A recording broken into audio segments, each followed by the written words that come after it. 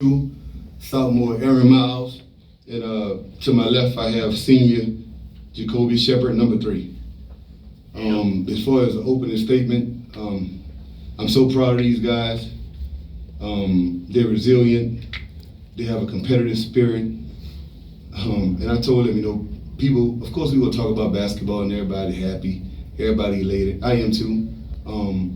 But 2 things I'm proud of. We held the team to 0 points in the third quarter. And the number 1 thing I'm proud of is how these young men, I told them that today before we left the hotel, I'm proud of how they carried themselves on this trip. They really had a business-like approach. They all made curfew, lights out, when I asked lights to be out. Wasn't no ripping and running in the hallway, wasn't no playing around. And I know that's things that you're supposed to do, but when you talk about this generation, I'm not sure if that's going on everywhere. So I told them that before the game. I was most proud of that. Wasn't really concerned with the outcome of this game. I knew that our habits would keep it close. I know those guys had a burning desire to win, being that they lost in the state championship last year and they're a senior-laden team. And I wasn't quite sure if I can convey that message to these guys and let them know how that feels. And it wasn't the book I read, it wasn't the code I saw, I lived it. We lost the championship my junior year to Bird by 1 point. God stepped out of bounds, I'm still mad about it. God stepped out of bounds, we stopped playing, they threw the ball under the rim, guys scored at the buzzer, and we could never get that back.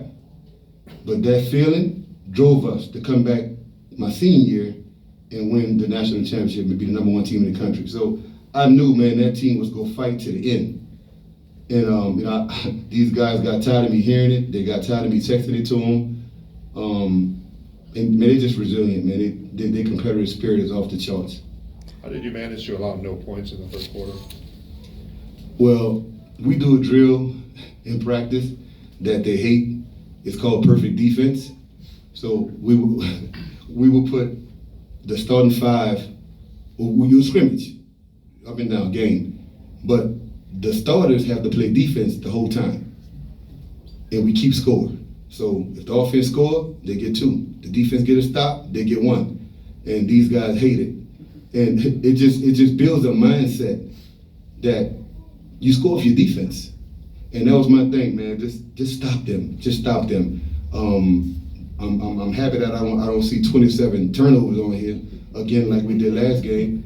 I couldn't sleep thinking about that. My goal today was 17. If we get 17 turnovers, we win, and we only ended up with 13, but we forced 16. So I'm proud of them. At least I know something resonated, but it wasn't about me, man. It was all about every guy that had on the purple jersey tonight, and our 2 leaders. Our 2 all-district guys stepped up at halftime. I used some words that's probably not the dictionary. Aaron Miles was over. I wasn't quite sure if he was point shaving the first half, but he came out the second half and he was Aaron Miles. I was on Jakobe. We actually changed our press break and put him at the top because I wanted the ball to go to him every single time. I wanted all the weight to be on him. And he stepped up. He did what a senior was supposed to do, and he's rewarded with the most valuable player trophy. You guys obviously, that you just mentioned the defense, but that slow kind of grind out approach offensively too. Being down by 8 at the half and only scoring 1 point in the second, but still you guys really just continued with that mindset, continued with that physicality on defense. What do you think that says about your team, that you guys were able to fight back in that third quarter the way that you did after, a not so great second quarter? They're tough. They tough kids. And give me toughness any day versus skill.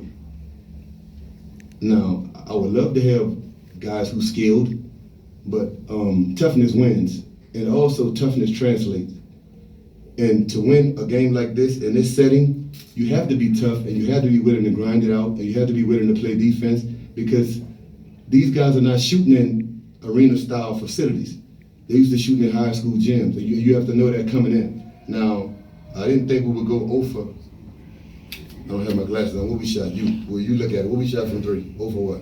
Over 7. Yeah, I didn't think we would go over 7 from 3, but we didn't let it affect us. We can always hang our hat on defense. So I always tell these guys, man, defense translates, defense wins road games. It's gonna be some nights where you don't make a shot. What you gonna do, fold? But these guys, they tough, man. These some tough guys. For the players, your coach talked about that drill that you guys hate, but describe how that creates maybe the mentality defensively that helped you out today. I feel like that drill, it helps us really just think to get the ball back. Cause like today, we weren't really making shots, but we still had the ball back. We forced 16 turnovers. 16. We forced 16 turnovers. We had 13. But every time we turned the ball over or missed a shot, it wasn't like, dang, we knew the shots was gonna fall, but today they really didn't fall. But we went and got it back every time, and yeah. You guys, let's talk about down the stretch, the free throws towards the end of the game. Did you guys feel any pressure? I think it was fourth quarter, 52.4%, 11 out of 21 free throws. What was going through you guys' mind?